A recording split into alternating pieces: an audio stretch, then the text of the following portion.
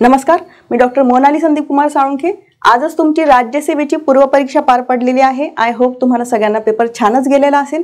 आजचा आनंदाचा विषय म्हणजे सामान्य विज्ञान म्हणजे सायन्स या टॉपिकवर भरपूर प्रश्न विचारले गेलेले होते आणि हे प्रश्न अत्यंत साध्या पद्धतीने विचारले गेलेले होते। कुठलेही न्यूमेरिकल्स आजच्या परीक्षेमध्ये नव्हते, म्हणजे you all are very fortunate. दुसरी गोष्ट म्हणजे याच्यातले अनेक प्रश्न जरी तुम्हाला साधे आणि सोपे वाटत असले तरी सुद्धा या प्रश्नांना जर तुम्ही व्यवस्थित बघितलं तर ते थोडे कन्फ्यूज करणारे होते। त्यामुळे या सर्वांचं ॲनालिसिस आपण आजच्या या व्हिडिओमध्ये करणार आहोत आणि आपण सुरुवात करणार आहोत आजच्या प्रश्नपत्रिकेच्या ॲनालिसिसला। तर त्याआधी माझं सायन्स ऑल इन वन हे पुस्तक आणि बायोटेक्नॉलॉजीचं पुस्तक बाजारात उपलब्ध आहे। त्याची सेकंड आणि थर्ड एडिशन बाजारात नुकतीच आलेली आहे। याचबरोबर दीपस्तंभ सायन्स ॲप माझं मी लॉन्च केलेलं आहे आणि या लॉन्च केल्यानंतर जवळजवळ 8,000 पेक्षा जास्त विद्यार्थ्यांनी ते डाउनलोड करून तुम्ही प्रचंड प्रतिसाद या ॲपला दिल्यामुळे मनापासून आभार। याचबरोबर ब्राईट माइंड्स अकॅडमी सुद्धा एक नवीन ॲप लॉन्च करत आहे, याला सुद्धा तुम्ही भेट द्यावी अशी माझी इच्छा आहे। आणि आपण आता सुरुवात करणार आहोत सर्व प्रश्नांना। यातला पहिला प्रश्न आहे फिजिक्स या टॉपिकमधला उष्णता या चॅप्टर अंतर्गतचा। यामध्ये हा पहिला प्रश्न आहे खोलीतील तापमानावर म्हणजे कक्ष तापमानाला म्हणजे 300 केल्विन या तापमानाला वस्तूद्वारे उत्सर्जित होणाऱ्या औष्णीय प्रारणासाठी महत्त्वपूर्ण योगदान तरंगलांबी किती असते। तर औष्णीय प्रारणासाठी जी तरंगलांबी असते ती तरंगलांबी सर्वसाधारणपणे विनचा उष्णता विस्थापन नियम यानुसार या फॉर्म्युल्याने काढली जाते। तर याच्यात लॅम्बडा म्हणजेच काय, वेवलेंथ। तर ही वेवलेंथ काढण्यासाठी हा फॉर्म्युला आहे। हा फॉर्म्युला असा लिहिला जातो, lambda is equal to B upon T, where B is Wien's displacement constant. आणि हा जो विन्स डिस्प्लेसमेंट कॉन्स्टंट आहे तो आपण पुस्तकात दिलेला आहे ऑलरेडी। ही व्हॅल्यू आपल्याला फक्त या फॉर्म्युलामध्ये ॲड करायची आहे। If we add this value like 2.89 into 10⁻³ upon T दिलेला आहे आपल्याला 300 केल्विन। तर हा 300 केल्विन आपण इथे ॲड करणार आहोत। हे आहे बी म्हणजेच विन्स डिस्प्लेसमेंट कॉन्स्टंट आहे मीटर पर केल्विन आणि हा आहे केल्विन। केल्विन कट केले तर 2.89 इंटू 10⁻³ अपॉन 300 याची व्हॅल्यू येणार आहे 98 सर्वसाधारणपणे 9800 मीटर नॅनोमीटर, बरोबर। तर 9800 नॅनोमीटर हे या प्रश्नाचं उत्तर आहे, म्हणजे या फॉर्म्युलानुसार काढलेली ही व्हॅल्यू आहे। पण आपण जर पुन्हा प्रश्नाकडे वळलो तर पर्यायांमध्ये ही व्हॅल्यू आपल्याला दिसत नाही। पण most appropriate answer we have to find out, म्हणजे MPSC UPSC मध्ये आपल्याला मोस्ट ॲप्रोप्रिएट आन्सर्स हवे असतात। त्यामुळे या ठिकाणी 9550 नॅनोमीटर ही व्हॅल्यू आपल्याला जवळजवळ 9800च्या जवळ जाताना दिसते। म्हणून या ठिकाणी या प्रश्नाचे योग्य उत्तर आपण म्हणू शकतो पर्याय क्रमांक 2। म्हणून या प्रश्नाचं उत्तर आहे पर्याय क्रमांक 2। आता आपण पुढचा प्रश्न बघणार आहोत। हा प्रश्न आहे ध्वनी या चॅप्टरशी संबंधित आणि यात आपल्याला 3 पर्याय दिलेले आहेत। तर यामध्ये पहिलं स्टेटमेंट आहे आवाजाच्या प्रसारासाठी माध्यमाची गरज असते का। त्यानंतर आवाजाच्या वारंवारितेचं एकक आणि नंतर ते मोजण्यासाठीचे एकक। या तिघही स्टेटमेंट्सला आपल्याला आपल्या पुस्तकातल्या पॅराग्राफनुसार चेक करायचं आहे। तर ध्वनीची निर्मिती आणि प्रसारणासाठी माध्यमाची आवश्यकता असते हे आपल्याला सगळ्यांना माहितीच आहे। रादर माध्यमाशिवाय ध्वनी तयारही होऊ शकत नाही आणि तो पुढेही जाऊ शकत नाही। या वारंवारितेचं एकक हर्ट्झ असतं, हर्ट्झमध्ये मोजली जाते वारंवारिता, हे पण आपल्याला माहिती आहे। आणि त्यानंतर ध्वनी पातळीच्या मापनासाठी डेसिबल हे एकक वापरलं जातं, हे पण आपल्याला माहिती आहे। तर हे जर 3 पॉईंट्स आपल्याला पुस्तकातून आपण वाचलेले असतील किंवा आठवत असतील तर आपल्या लक्षात येईल की आवाजाच्या प्रसारासाठी माध्यमाची गरज असते।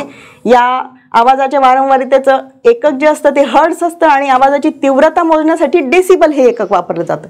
तर इथे तिघही पर्याय बरोबर आहेत। तिघही पर्याय बरोबर असणारा पर्याय क्रमांक आहे पर्याय क्रमांक 1। म्हणून या प्रश्नाचं योग्य उत्तर आहे पर्याय क्रमांक 1। आता आपण पुढचा प्रश्न बघणार आहोत। खालीलपैकी कोठे बर्नौली समीकरणाचा उपयोग होत नाही। प्रश्न व्यवस्थित वाचायचा आहे. कुठे होत नाही तर बर्नौलीचं इक्वेशन, बर्नौलीचं प्रिन्सिपल जे आहे ते आपण बल व दाब या चॅप्टर अंतर्गत फिजिक्समध्ये बघितलेला आहे. याचा उपयोग द्रवाचा प्रवाह वेग मोजण्यासाठी होतो आणि द्रवाचा प्रवाह वेग जनरली आपण व्हेंच्युरीमीटरने वापरतो, मोजतो. व्हेंच्युरीमीटर म्हणजे व्हेंच्युरी पंप. त्यानंतर कार्ब्युरेटर, इंजेक्टर यांच्यामध्ये सुद्धा या तत्वाचा वापर करून आपण या प्रवाहांचे वेग मोजू शकत असतो. तर इथे प्रवाहाची गती मोजण्यासाठी व्हेंच्युरी पंप आणि एस्पिरोमीटर पंप या तिघांमध्ये या बर्नौली समीकरणाचा उपयोग होत असल्यामुळे या ठिकाणी वरीलपैकी कोणतेही नाही हा पर्याय योग्य आहे. म्हणजे त्यांनी विचारलं या समीकरणाचा उपयोग कोठे होत नाही, या तिघांमध्ये होतो, म्हणून चौथा पर्याय या प्रश्नाचं योग्य उत्तर आहे. म्हणून या प्रश्नाचं योग्य उत्तर आहे पर्याय क्रमांक 4. आता आपण पुढचा प्रश्न बघणार आहोत. वर फेकलेल्या कणाची गती 0 असते परंतु त्याचं त्वरण किती असतं? म्हणजे व्हेलॉसिटी 0 असेल तर त्याचं ॲक्सिलरेशन किती असतं हे इथं विचारलेलं आहे. ॲक्च्युली प्रश्न जर तुम्ही व्यवस्थित वाचला, गुरुत्वाकर्षण या चॅप्टरमधला हा प्रश्न आहे. हा प्रश्न जर तुम्ही व्यवस्थित वाचला तर तुमच्या लक्षात येईल हा प्रश्न अयोग्य आहे. हा प्रश्न असा विचारला जाणं अपेक्षित होतं की या ठिकाणी वर फेकलेल्या कणाने विशिष्ट उंची गाठल्यानंतर त्याची गती 0 असेल तर त्याचं त्वरण किती असेल, म्हणजे त्याची व्हेलॉसिटी 0 असेल तर त्याचं ॲक्सिलरेशन किती असेल. पण समजा आपण तसं एक्सपेक्ट केलं, MPSCने, कमिशनने तुम्हाला असं विचारलेलं आहे की कमाल उंची गाठल्यानंतरच त्या कणाची गती जर 0 असेल तर तिचं त्वरण किती, तर मग we can give the answer for this question according to this. कमाल उंची गाठल्यानंतर तिचा वेग 0 होतो आणि तेवढ्याच क्षणापुरतं त्याचं ॲक्सिलरेशन जे असतं ते सुद्धा 0 होतं. ओके, म्हणून या प्रश्नाचं उत्तर आहे 0 म्हणजे पर्याय क्रमांक 1. पण इफ इन केस तुम्हाला पिटिशन द्यायचं असेल सगळ्यांनी मिळून देऊ शकतात आणि हा प्रश्न कॅन्सल होऊ शकतो. ओके, पुढचा प्रश्न आहे. खालीलपैकी कोणती तरंग लांबी पदार्थाच्या स्फटिक आंतररचना अभ्यासण्यासाठी वापरतात? पुन्हा इंग्लिशमध्ये पण वाचून घ्यायचा आहे हा प्रश्न. Crystal structure of material study करण्यासाठी कोणती तरंग लांबी वापरली जाते? तर आपल्या पुस्तकात आपण रेडिओ ॲक्टिव्हिटी या चॅप्टर अंतर्गत क्ष किरणांचे उपयोग दिलेले आहेत आणि त्याच्यात स्फटिकी अणूच्या म्हणजे क्रिस्टलाइन ॲटमच्या संरचनेचा अभ्यास करण्यासाठी, याचा स्टडी करण्यासाठी, क्रिस्टलाइन नेचरचा स्टडी करण्यासाठी आपण एक्सरेजचा उपयोग करतो. म्हणून या प्रश्नाचं योग्य उत्तर आहे पर्याय क्रमांक 3. ओके, या प्रश्नाचं उत्तर आहे पर्याय क्रमांक 3. पुढचा प्रश्न आहे. पॅन म्हणजे पेरॉक्सी ॲसिटिल नायट्रेट खालील परस्पर क्रियेचा परिणामी तयार होतो. म्हणजे याचा रिझल्ट काय असतो? PN म्हणजेच पेरॉक्सी ॲसिटिल नायट्रेट. पेरॉक्सी ॲसिटिल नायट्रेट काय आहे? आपण पर्यावरणीय प्रदूषण हा सेपरेट टॉपिक मी आता नवीन एडिशनमध्ये ॲड केलेला आहे. लास्ट चॅप्टर आहे आपलं बायोलॉजीचं. हा ॲक्च्युली टॉपिक बायोलॉजीशी संबंधित आहे आणि केमिस्ट्रीशी संबंधित आहे. त्याच्यामध्ये आपण जे फोटोकेमिकल स्मॉग्स बघतो त्याच्यामध्ये जनरली स्ट्रॉंग ऑक्सिडायझिंग एजंट्स जे नंतर तयार होतात, फॉर एक्झाम्पल फॉर्मेल्डिहाइड्स, ॲक्रोलिन, पेरॉक्सी ॲसिटिल नायट्रेट्स म्हणजे पॅन. तर ही जी रसायनं तयार होतात ती ॲक्च्युली ओझोनचं डिप्लिशन करण्यासाठी रिस्पॉन्सिबल असतात, डिप्लिशन करण्यासाठी रिस्पॉन्सिबल असतात आणि ती सर्वसाधारणपणे हायड्रोकार्बन्स आणि नायट्रोजनचे काही ऑक्साइड्स यांची सूर्यप्रकाशाबरोबर अभिक्रिया झाल्यानंतर तयार होतात. तर सर्वसाधारणपणे हायड्रोकार्बन्स आणि नायट्रोजनचे ऑक्साइड्स जेव्हा सूर्यप्रकाशाच्या सानिध्यात येतात तेव्हा पेरॉक्सी ॲसिटिल नायट्रेट सारखे काही स्ट्रॉंग ऑक्सिडायझिंग एजंट्स तयार होत असतात. म्हणून इथे जर पर्याय तुम्ही तिसरा बघितला तर नायट्रोजन ऑक्साईड आणि हायड्रोकार्बन्स यांची सूर्यप्रकाशाबरोबर म्हणजे सनलाईट बरोबर अभिक्रिया झाली, रिॲक्शन झाली तर PAN सारखे स्ट्रॉंग ऑक्सिडायझिंग एजंट तयार होतात. म्हणून या प्रश्नाचं योग्य उत्तर आहे पर्याय क्रमांक 3. आता पुढचा प्रश्न आहे. कोणत्या विभागातील वनस्पतींना वनस्पती सृष्टीचे उभयचर असे म्हटले जाते? Amphibians of plants. Thallophyta, Bryophyta आणि टेरिडोफायटा असे 3 विभाग महत्त्वाचे आहेत. नंतर जिम्नोस्पर्म, अँजिओस्पर्म्स आपण बघतो. त्याच्यातलं थॅलोफायटा म्हणजे मी तुम्हाला जे कंपॅरेटिव्ह अनालिसिस करून दिलेलं होतं त्याच्यात थॅलोफायटा हे वनस्पतींचे पूर्वज, आदिम पूर्वज म्हणून ओळखले जातात. ब्रायोफाइट्स जे असतात म्हणजे ब्रायोफायटा विभागातल्या वनस्पती ज्या असतात त्या उभयचर वनस्पती म्हणून ओळखल्या जातात कारण त्या पाण्यातही आणि जमिनीवरही राहतात. थॅलोफाइट्स केवळ पाण्यात राहतात. ब्रायोफाइट्स पाणी आणि जमीन या दोघांवरही राहू शकतात पण लैंगिक प्रजननासाठी त्यांना पाण्याचीच गरज असते म्हणून यांना आपण उभयचर वनस्पती म्हणतो. आणि टेरिडोफाइट्स जे आहेत त्यांना आपण स्नेक्स ऑफ प्लांट किंगडम्स म्हणतो. याच्यातल्या वनस्पती सृष्टीचे उभयचर म्हणजेच ॲम्फिबियन्स ऑफ प्लांट किंगडम कोणाला म्हटलं जातं असा प्रश्न विचारलेला आहे. म्हणून your answer will be bryophytes.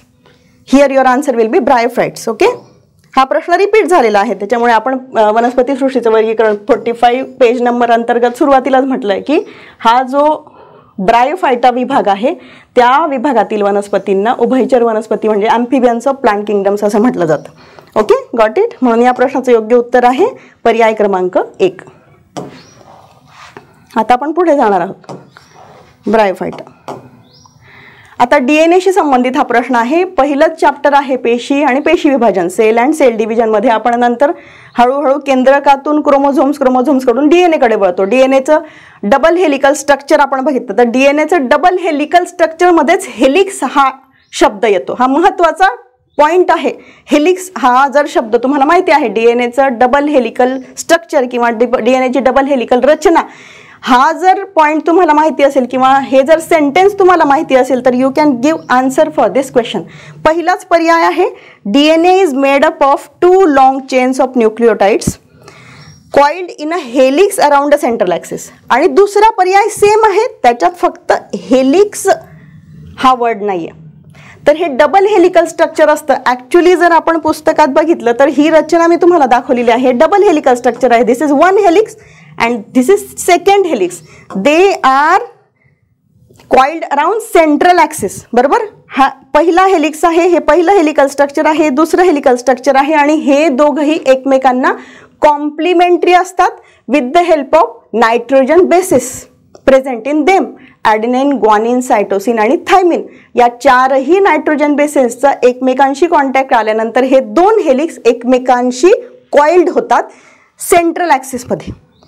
हे स्ट्रक्चर जर तुम्हाला माहिती असेल आणि त्यातल्या त्यात पुन्हा ॲडेनिन, ग्वानिन, सायटोसिन आणि थायमिन हे 4ही जे नायट्रोजन बेसेस असतात ते कोणत्या प्रकारे पेअर होतात एकमेकांना आणि कॉम्प्लिमेंटरी बेस पेअरिंग या ठिकाणी DNAच्या स्ट्रक्चरमध्ये होत असते, ते जर तुम्हाला माहिती असेल तर तुम्हाला या प्रश्नाचं इझिली उत्तर देता येणार आहे. ॲक्च्युली हा प्रश्न अत्यंत इझी आहे, पण तरी सुद्धा तुमच्या एक गोष्ट लक्षात आली पाहिजे की पर्यायांमुळे तुमचं कन्फ्युजन होणार आहे. एकच वर्ड हेलिक्स जर तुम्हाला माहिती नसेल तर you can choose second option also. म्हणून इथे लक्षात ठेवायचं आहे A always pair with T, C always pair with G and again helix हा वर्ड तुम्हाला माहिती असला पाहिजे. नाव we will go to question. बघा, DNA is made up of 2 long chains.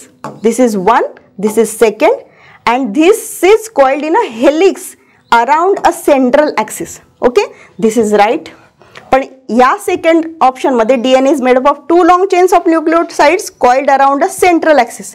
Nucleoside आणि न्यूक्लियोटाइड या ठिकाणी तुमचं कन्फ्युजन टळणार आहे. आणि हेलिक्स हा सुद्धा एक वर्ड तुम्हाला हेल्प करणार आहे. तर मोस्ट राईट पर्याय इथे, मोस्ट राईट म्हणजे काय, हा चुकीचा आहे. न्यूक्लियोसाइड आणि न्यूक्लियोटाइडमध्ये काय फरक असतो हे तुम्हाला सांगितलेलंच आहे मी ऑलरेडी. न्यूक्लियोसाइड काय असतात आणि फॉस्फेट ग्रुप जॉईन झाल्यानंतर न्यूक्लियोटाइड कसा तो कन्व्हर्ट होतो हे मी तुम्हाला सांगितलेलं आहे. म्हणून इथं पर्याय क्रमांक 1 बरोबर आहे, पर्याय क्रमांक 2 बरोबर नाही आहे. तिसरा पर्याय आहे the 2 chains are complementary to each other. ही एक आहे आणि ही एक आहे, ते एकमेकांना कॉम्प्लिमेंटरी आहे with the help of this nitrogen basis. बरोबर. एका स्टँडच्या एका नायट्रोजन बेस बरोबर दुसऱ्या स्टँडचा दुसरा नायट्रोजन बेस हा कंबाईन होत असतो, कॉम्प्लिमेंटरी असतो, त्याला कनेक्ट होत असतो with the help of hydrogen bonds. Double hydrogen bonds किंवा ट्रिपल हायड्रोजन बॉन्ड्स कोणता आहे अकॉर्डिंग टू नायट्रोजन बेस पेअरचं नेचरवरून. So that adenine is always pair with thymine. A is always pair with thymine and what next? Cytosine with guanine. Cytosine with guanine with the help of 3 hydrogen bonds. बरोबर. तर इथे double hydrogen bond असतो, इथे 3 असतात. Okay. यानंतर आहे चौथा पर्याय ज्याच्यामध्ये the 2 chains are not complementary to each other. They are not complementary to each other म्हणजेच काय, इथंच तुम्ही रिजेक्ट करू शकतात हा पर्याय. पुढे आहे where adenine is pair with युरेसिल.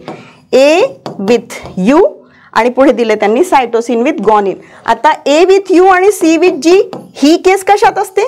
This is present in RNA ribonucleic acid. But इथं the question is related to DNA म्हणजे डिऑक्सी रायबोन्यूक्लिक ॲसिड ज्याच्यामध्ये नायट्रोजन बेसेस असतात ॲडेनिन, ग्वानिन, सायटोसिन आणि थायमिन.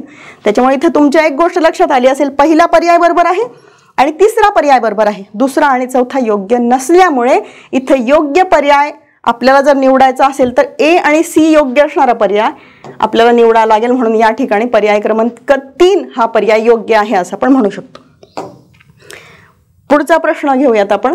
श्लायडेन आणि स्वान यांच्या पेशी सिद्धांत बाबतीत खालील पैकी कोणतं विधान अचूक आहे? सेल थेरी मांडली होती. श्लायडेन, स्वान आले, नंतर विर्शॉ आले, यांच्या सगळ्यांनी मिळून एक सेल थेरी बनवली होती आणि या सेल थेरीनुसार अनेक सिद्धांत, म्हणजे या सिद्धांतामध्येच त्यांनी अनेक नियम किंवा मग पॉस्च्युलेट्स मांडले होते आणि या पॉस्च्युलेट्सनुसार मग हे 4ही पर्याय बरोबर आहेत किंवा नाही हे आपल्याला सांगायचं आहे.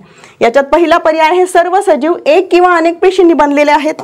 आपण पेशी सिद्धांत बघितलेला आहे, ज्याच्यामध्ये जे सजीव एकाच पेशीचे बनलेले असतात त्यांना एकपेशीय प्राणी म्हटलं जातं, युनिसेल्युलर ऑर्गॅनिझम्स म्हटलं जातं, आणि जे अनेक पेशींचे बनलेले असतात त्यांना बहुपेशीय प्राणी म्हणजे मल्टीसेल्युलर ऑर्गॅनिझम्स म्हटलं जातं.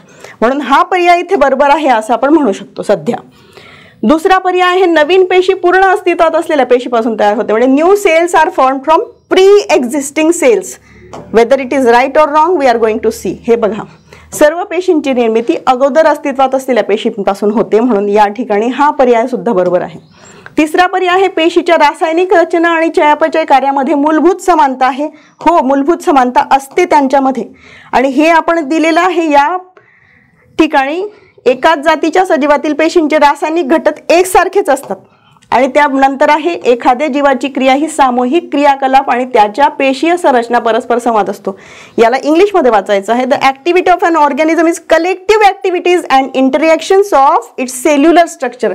म्हणजे सेल्युलर लेव्हलला जर तिथे ॲक्च्युली एखादी अभिक्रिया घडत असेल, म्हणजे एखादी रिॲक्शन घडून येत असेल, तर त्या ठिकाणी प्रत्येक सेलमध्ये ही अभिक्रिया घडून किंवा प्रत्येक सेलमध्ये ही प्रॉपर रिॲक्शन होऊन संपूर्ण ऑर्गॅनिझममध्ये ती घडून येते. म्हणजे हा संपूर्ण ऑर्गॅनिझम जर काही काम करत असेल तर त्याच्या बेसिक लेव्हलला, म्हणजे सेल ॲज अ युनिट म्हणून स्ट्रक्चरल आणि फंक्शनल लेव्हलला ते काम चालत असतं असा याचा अर्थ आहे. म्हणून इथं सी आणि डी हे दोघंही पर्याय बरोबर आहेत. इथं 4ही पर्याय पेशी सिद्धांताचा एक महत्त्वाचा भाग आहेत, ते पॉस्च्युलेट्स योग्य आहेत, म्हणून इथे 4ही पर्याय बरोबर आहेत आणि हे 4ही पर्याय बरोबर असणारा पर्याय आहे पर्याय क्रमांक 4. म्हणून या प्रश्नाचं योग्य उत्तर आहे पर्याय क्रमांक 4. पुढचा प्रश्न बघणार आहोत आपण आता. लीफ ब्लाइट ऑफ व्हीट हा रोग खालीलपैकी कोणत्या बुरशीच्या संसर्गामुळे होतो? बुरशी म्हणजे फंगस. वनस्पतींची वाढ व विकास या चॅप्टर अंतर्गत मी ऑलरेडी बुरशीजन्य रोग, जीवाणूजन्य रोग, विषाणूजन्य रोग दिलेले आहेत, जैविक आणि अजैविक रोग, एव्हरीथिंग आय हॅव एक्सप्लेन्ड. आणि ज्याच्यामध्ये फंगल डिसीजेस आहेत त्याच्यामध्ये लीफ ब्लाइट ऑफ व्हीट म्हणजे early leaf blight of wheat, late leaf blight of wheat. मी पोटॅटो आणि टोमॅटो दिलेले आहेत, व्हीट नसावा एखाद्या वेळी त्याच्यात, पण याच्यामध्ये जो लीफ ब्लाइट ऑफ व्हीट जो आहे तो अल्टरनेरिया टिट्रिसिना या बुरशीमुळे होतो. ओके, अत्यंत फॅक्च्युअल इन्फॉर्मेशन आहे ही, तुम्हाला माहिती असेल तर you can tick answer immediately. म्हणून या प्रश्नाचं योग्य उत्तर आपण म्हणू शकतो पर्याय क्रमांक 2 आहे. आता हा पुढचा प्रश्न आहे. It is very easy but at the same time very very difficult to understand. बघा, खालीलपैकी कोणते प्राणी एका वर्गातील आहे? इथं तुम्हाला पायसेस पर्यंत आल्यानंतर म्हणजे ग्नाथोस्टोमॅटा जेव्हा पायसेस आणि पुढे टेट्रॅपोडामध्ये विभाजित होतो, 2 क्लासेसमध्ये विभाजित होतो, तेव्हा you should know the difference between both of them. बरोबर, तर पायसेसमध्ये ॲक्च्युली म्हणजे इथे जर तुम्हाला 50% आन्सर माहिती असेल आणि 50% माहिती नसेल तरी तुम्ही 100% ॲक्युरसीने इथे पर्याय किंवा ऑप्शन टिक करू शकतात. कसं मी तुम्हाला सांगते, हा जो एक इच्थिओफिस नावाचा प्राणी आहे, ऑर्गॅनिझम आहे, हा 3 पर्यायांमध्ये त्याने देऊन टाकलेला आहे. If you know this organism comes under टेट्रॅपोडामधल्या ॲम्फिबियामध्ये then immediately you can tick the answer for this question 4th नंबरचं. कसं? हे पहा, उरलेले सगळे मासे आहेत ते पायसेसमध्ये येत आहेत, एकच ॲम्फिबियन आहे. हा एकच ॲम्फिबियन 2 वेगवेगळ्या क्लासेसमध्ये कसा असू शकतो? बघा, एकाच वर्गातील प्राणी आपल्याला बघायचे आहेत तर इच्थिओफिस हा जो प्राणी तुम्हाला जर माहिती असेल टेट्रॅपोडामधल्या ॲम्फिबियामध्ये येतो, लिम्बलेस ॲनिमल आहे, तो लिम्बलेस ॲम्फिबियन आहे. हा लिम्बलेस ॲम्फिबियाबद्दल जर तुम्हाला इन्फॉर्मेशन आहे तर लगेच इमिजिएटली टिक होईल तुमचा आन्सर. आपण जसं बघणारच आहोत इथे अंडरस्टँड करण्यासाठी. मी कॉर्डेटा जेव्हा व्हर्टिब्रेटा, सेफॅलोकॉर्डेटा आणि युरोकॉर्डेटामध्ये विभाजित होतो या 3 सब फायलम्समध्ये, त्यानंतर व्हर्टिब्रेटा हा ग्नाथोस्टोमॅटा आणि अग्नाथामध्ये विभाजित होतो. ग्नाथोस्टोमॅटा पुन्हा पायसेस आणि टेट्रॅपोडा या सुपर क्लासेसमध्ये विभाजित होतो आणि टेट्रॅपोडा नंतर ॲम्फिबिया, रेप्टिलिया, एव्ज आणि मॅमल्समध्ये विभाजित होतो. तेव्हा आपण पायसेस अंतर्गतचे काही ॲनिमल्स बघतो आणि टेट्रापोडा अंतर्गतचे काही ॲनिमल्स बघतो. बघा, पायसेस म्हणजे ग्नॅथोस्टोमॅटा जेव्हा 2 वर्गात विभाजित केला जातो, पायसेस आणि टेट्रापोडा. याच्यातल्या पायसेसमध्ये बघा तुमच्या एक गोष्ट लक्षात येते का, इथे प्रिस्टिस आहे, then you can see here torpedo आहे, electric ray. Okay, again here if we come, या पायसेस मधल्याच ऑस्टिओक्थाइसमध्ये हिप्पोकॅम्पस आहे आणि ॲनाबस आहे. तर हे चारही म्हणजे प्रिस्टिस, टॉर्पेडो, हिप्पोकॅम्पस आणि ॲनाबस हे चारही येत आहेत पायसेस अंतर्गत. या पायसेस अंतर्गत पायसेसचे प्रकार आहेत ना, हे कास्थिमय आणि अस्थिमय. पुस्तकात व्यवस्थित बघा तुम्ही, इथे मला स्क्रीनशॉट घ्यावे लागलेत त्याच्यामुळे तुम्ही you will not understand it properly. तर याच्यामध्ये येत आहेत पायसेस अंतर्गत. आणि पुढचा जो टेट्रापोडा आहे त्या टेट्रापोडाच्या उभयचर म्हणजे ॲम्फिबियन अंतर्गत कोणता येतोय बघा, हा ॲपोडा या गणातला इक्थिओफिस नावाचा लिम्बलेस ॲम्फिबिया. ओके, म्हणून जर आपण या प्रश्नाचं योग्य उत्तर बघायचं ठरवलं तर 50% नॉलेज असल्यावर सुद्धा आपण याला टिक करू शकतो आहे राईट आन्सर म्हणून. टॉर्पेडो, प्रिस्टिस, हिप्पोकॅम्पस आणि ॲनाबास येतात पायसेसमध्ये. बाकी इस्टिओफिस नावाचा जो प्राणी असतो तो येतो ॲम्फिबियामध्ये. म्हणून या प्रश्नाचं योग्य उत्तर आहे पर्याय क्रमांक 4. हे चारही प्राणी येतात एकाच वर्गामध्ये पायसेस अंतर्गत. म्हणून पर्याय क्रमांक 4 हा या प्रश्नाचं योग्य उत्तर आहे, राईट आन्सर आहे. पुढचा प्रश्न घेऊयात आपण. हेरोईन नावाचे अंमली पदार्थ तयार करण्यासाठी कोणत्या वनस्पतीचा अर्क म्हणजे लॅटेक्स वापरलं जातं. ओके, लॅटेक्स वापरतात. लॅटेक्स म्हणजे अर्क. तर आपण म्हणतो ना ड्रग्ज घेते ती व्यक्ती वगैरे वगैरे, तर हे ड्रग्ज म्हणजे काय, हिरोईन, मॉर्फिन, ब्राऊन शुगर वगैरे हे सगळे ड्रग्सचे प्रकार आहेत. आणि हे ड्रग्स कशापासून तयार केले जातात तर ॲक्च्युली आपल्या पुस्तकात आपण मानवी आरोग्य व रोग अंतर्गत वेगवेगळ्या प्रकारचे ड्रग्स बघतो. म्हणजे काही सायकोॲक्टिव्ह ड्रग्ज असतात आणि काही सायकेडिक ड्रग्ज असतात.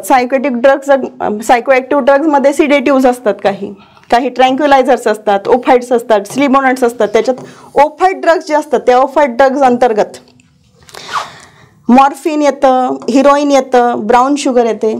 यापैकी हे जे हिरोईन, मॉर्फिन, ब्राऊन शुगर आहेत ते पॉपी प्लांट्सपासून म्हणजे आपण खसखशीचं झाड म्हणतो ना, त्या पॉपी प्लांट्सपासून त्याच्या ॲक्च्युली पॉपी प्लांट्सचे अपरिपक्व सीड पॉप्स असतात, पॉड्स असतात, त्यांच्यापासून हे एक्स्ट्रॅक्ट केलं जातं, हे लॅटेक्स एक्स्ट्रॅक्ट केलं जातं आणि त्याच्यापासून हे ड्रग्स बनवले जातात. हे सायकोॲक्टिव्ह ड्रग्ज आहेत.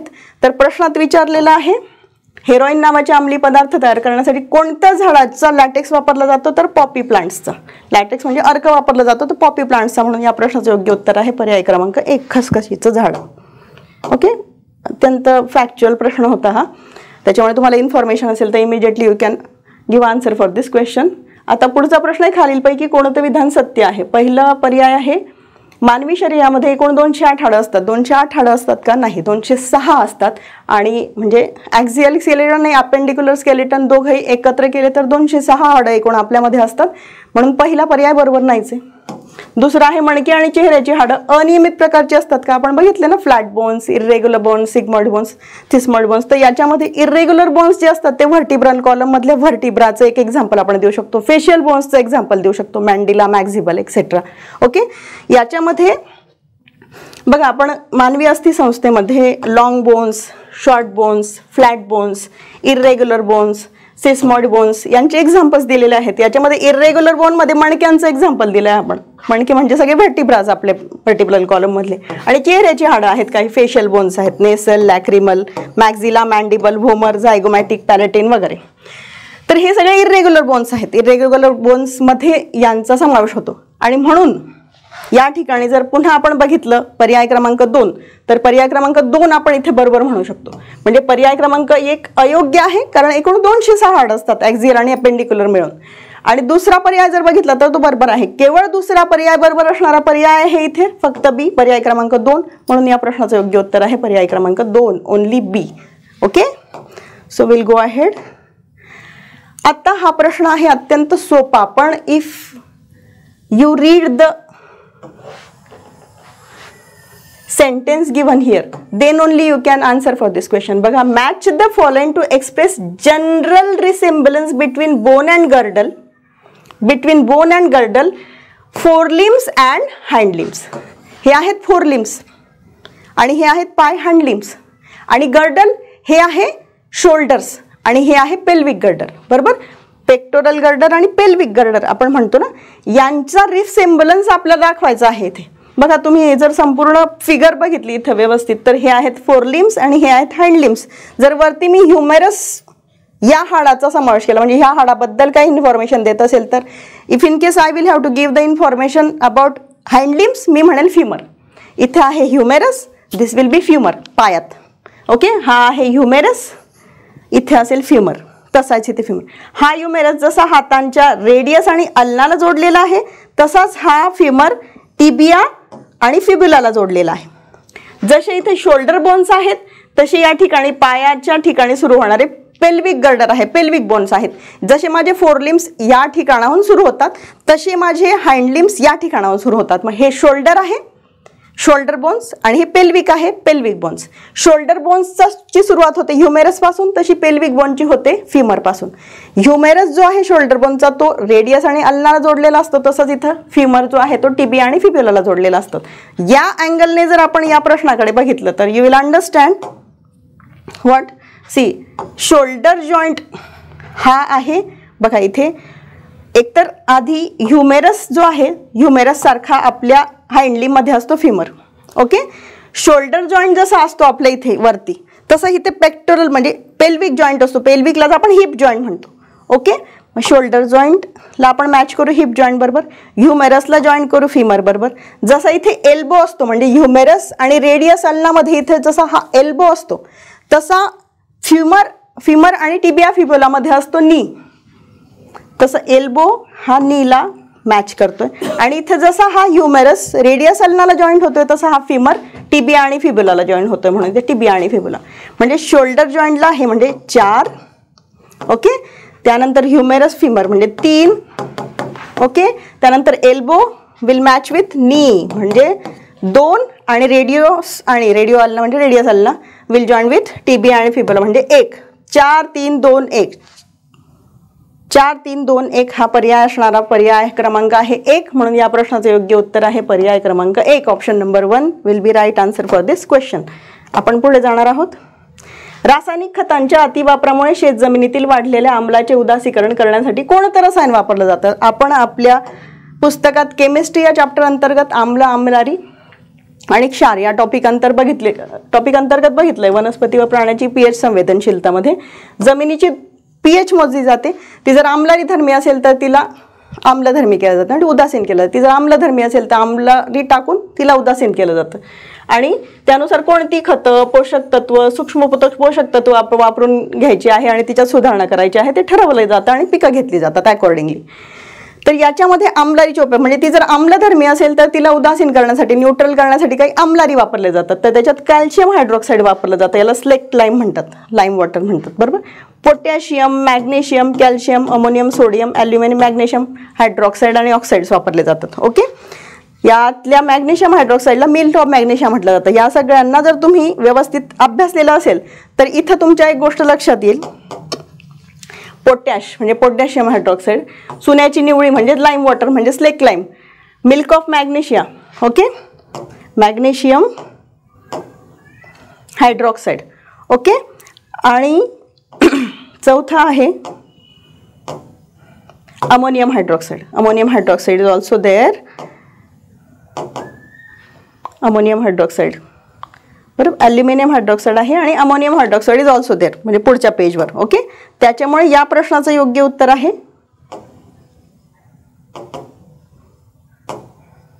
वरीलपैकी सर्व. म्हणजे 4ही या प्रकारचे हे रसायनं वापरून आपण त्या जमिनीचा पोत सुधारू शकतो. म्हणजे आम्लधर्मी आहे तिला आम्लारी टाकून उदासीन करू शकतो. म्हणून या प्रश्नाचं योग्य उत्तर आहे पर्याय क्रमांक 4.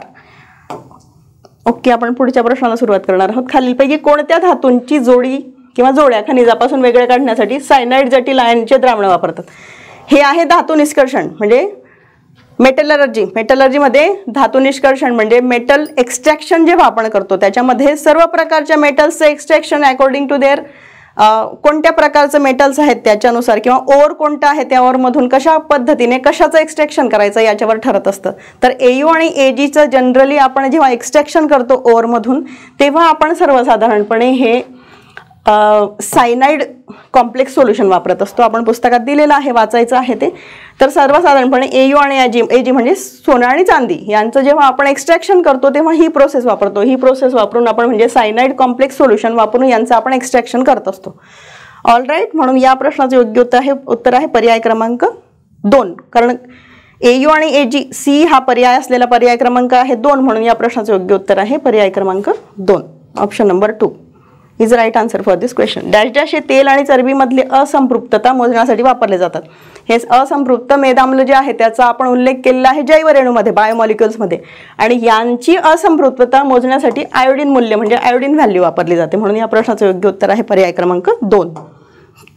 ओके, खालीलपैकी रासायनिक अभिक्रिया कोणत्या प्रकारात मोडते ते ओळखायचं आहे आपल्याला या प्रश्नामध्ये. अत्यंत सिंपल रिॲक्शन आहे ही. रिॲक्शन जर तुम्ही व्यवस्थित बघितली तर तुमच्या लक्षात येणार आहे इथे हिट वापरली जाते आहे आणि इथे या ठिकाणी या अभिक्रियाकारकाचं म्हणजे रिॲक्टंटचं डिकॉम्पोजिशन होतंय, विघटन होतंय. म्हणून या ठिकाणी ही जी अपघटन होतंय, म्हणून या ठिकाणी ही जी प्रोसेस आहे ती प्रोसेस किंवा ही रिॲक्शन आहे ती डिकॉम्पोजिशन रिॲक्शन म्हणून ओळखली जाते.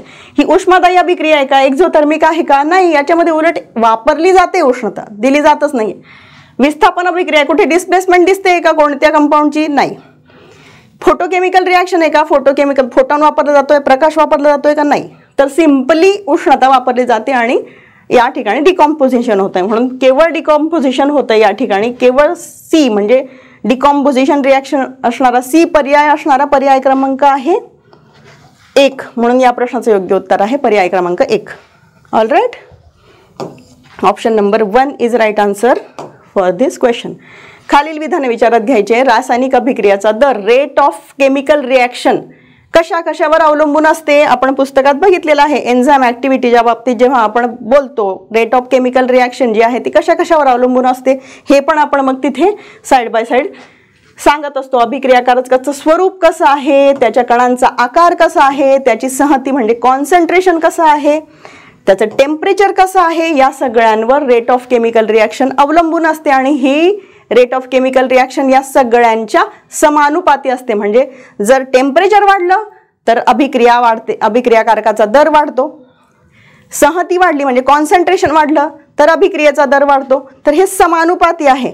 हे जर तुम्हाला माहिती असेल तर तुम्हाला या प्रश्नाचं योग्य उत्तर देता येणार आहे. अभिक्रियाकारकाच्या संहतीच्या प्रमाणात तो रासायनिक अभिक्रियेचा दर बदलतो का, हो प्रमाणात बदलतो. म्हणजे तो समानुपाती आहे, डिरेक्टली प्रोपोर्शनल आहे. हे वाढलं तर हे वाढेल. म्हणजे तापमान वाढलं तर अभिक्रियेचा दर वाढेल. संहती वाढली म्हणजे कॉन्सन्ट्रेशन वाढलं तर अभिक्रियेचा दर वाढेल. म्हणून अभिक्रियाकारकाच्या संहतीच्या प्रमाणात बदलतो का, हो. अभिक्रियाकारकाच्या संहती वाढली की कमी होतो का, नाही. डिरेक्टली प्रोपोर्शनल आहे. तापमान वाढलं की वाढतो का, हो डिरेक्टली प्रोपोर्शनल आहे. तापमान वाढलं की अभिक्रियेचा दर वाढतो. म्हणजे दिस इज राईट. तापमान वाढलं की कमी होतो का, नाही. डिरेक्टली प्रोपोर्शनल आहे, लक्षात ठेवायचं.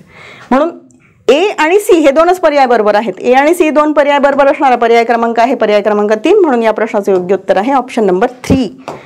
Will go ahead. पुढचा प्रश्न आहे. खालीलपैकी कोणत्या समस्थानिकाला जड हायड्रोजन असं म्हणतात. जड हायड्रोजन म्हणजे ड्यूटेरियम असतो. हायड्रोजनचा आयसोटोप आहे ना तो. तर ज्यावेळी न्यूक्लिअर एनर्जी या टॉपिकमध्ये आपण बघितलेलं आहे. न्यूक्लिअर एनर्जी म्हणजे आपण अणु ऊर्जा प्रकल्पामध्ये जेव्हा अणूच्या आतमध्ये असलेली जी न्यूट्रॉनच्या फॉर्ममध्ये असणारी एनर्जी आपण जेव्हा न्यूक्लिअर एनर्जीच्या बाबतीत जेव्हा अभ्यास करतो तेव्हा आपण तिथे जड पाणी वापरतो, हेवी वॉटर वापरतो. आणि हे हेवी वॉटर हायड्रोजनच्या ऐवजी ड्यूटेरियमचा वापर करून तयार केलं जातं. जनरली H2O असतं ना, तर तिथे D2O असतं. म्हणजे हायड्रोजन वापरून जेव्हा पाणी तयार करतात तेव्हा ते H2O असतो, साधं पाणी. आणि जेव्हा D2O असतं, ड्यूटेरियम जो असतो तो हेवी असतो, तो आहे जड. त्याच्यामुळे हे जड पाणी तयार होतं. तर इथं आपण म्हटलं हायड्रोजनचे आयसोटोप्स प्रोटियम, ड्यूटेरियम आणि ट्रिटियम आहे. त्याच्यातलं ड्यूटेरियमला जड हायड्रोजन म्हटलं जातं. All right. म्हणून या प्रश्नाचं योग्य उत्तर आपण सांगू शकतो ड्यूटेरियम हे जड पाणी तयार करण्यासाठी वापरलं जातं. म्हणजे तो जड आयसोटोप आहे किंवा आपण त्याला जड हायड्रोजन म्हणू शकतो.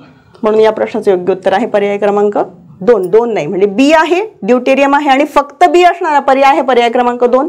म्हणून या प्रश्नाचं योग्य उत्तर आहे पर्याय क्रमांक 2. पुढचा प्रश्न आहे. खालीलपैकी कोणतं वाक्य चुकीचं आहे. अणुकेंद्रक हे प्रोटॉन आणि न्यूट्रॉनचं बनलेलं असतं का? बरोबर आहे. प्रोटॉनवर धनप्रभार असतो का? हो. इलेक्ट्रॉनवर ऋणप्रभार असतो का? हो. न्यूट्रॉनवर धनप्रभार असतो का? नाही. तो न्यूट्रल असतो, तो उदासीन असतो. हेच आपण पुस्तकात लिहिलेलं आहे. अणूच्या केंद्रकात प्रोटॉन आणि न्यूट्रॉन असतात. केंद्रकामध्ये सर्व वस्तुमान एकवटलेलं असतं. प्रोटॉनवर धनप्रभार असतो, न्यूट्रॉनवर उदासीनता असते आणि इलेक्ट्रॉनवर ऋणप्रभार असतो. ही जर इन्फॉर्मेशन आपल्याला असेल, बेसिक इन्फॉर्मेशन आहे, सगळ्यांनाच माहिती आहे असं मी एक्सपेक्ट करते. त्यामुळे 1, 2 आणि 3 हे तिघही पर्याय बरोबर आहेत. चौथा पर्याय मात्र बरोबर नाही आहे. ते न्यूट्रल असतो. न्यूट्रॉन हा न्यूट्रल असतो, उदासीन असतो तो. आणि इथं प्रश्नात विचारलेला आहे कोणतं वाक्य चुकीचं आहे, तर चौथं वाक्य चुकीचं आहे. चौथं वाक्य चुकीचं आहे म्हणजे चौथा पर्याय चुकीचा आहे. आणि चौथा पर्याय चुकीचा असणारा ऑप्शन आहे ऑप्शन नंबर 4. म्हणून या प्रश्नाचं योग्य उत्तर आहे पर्याय क्रमांक 4. All right. तर अशा पद्धतीने आपण सर्व प्रश्न आज बघितलेले आहेत, त्यांचं ॲनालिसिस केलेलं आहे. अत्यंत बेसिक प्रश्न होते, काही फॅक्च्युअल प्रश्न होते. जवळजवळ 22 प्रश्न विचारले गेलेले आहेत या प्रश्नपत्रिकेमध्ये सायन्स या विषयावर. आणि सर्व प्रश्न जर तुम्ही व्यवस्थित पुस्तक वाचलेलं असेल तर सगळ्यांचं उत्तर तुम्हाला योग्य देता येणार आहे. तर याच पद्धतीने तुम्ही दीपस्तंभ सायन्स ॲपला आणि ब्राईट माइंड्सला भेट द्या आणि आमच्या सर्व लॉन्च्ड नवीन ॲपला भेट देऊन आम्हाला नक्की जरूर तुमचा अभिप्राय कळवा. ऑल द बेस्ट तुम्हाला पुढच्या सर्व येणाऱ्या परीक्षांसाठी. ऑल द बेस्ट आणि थँक्यू सो मच.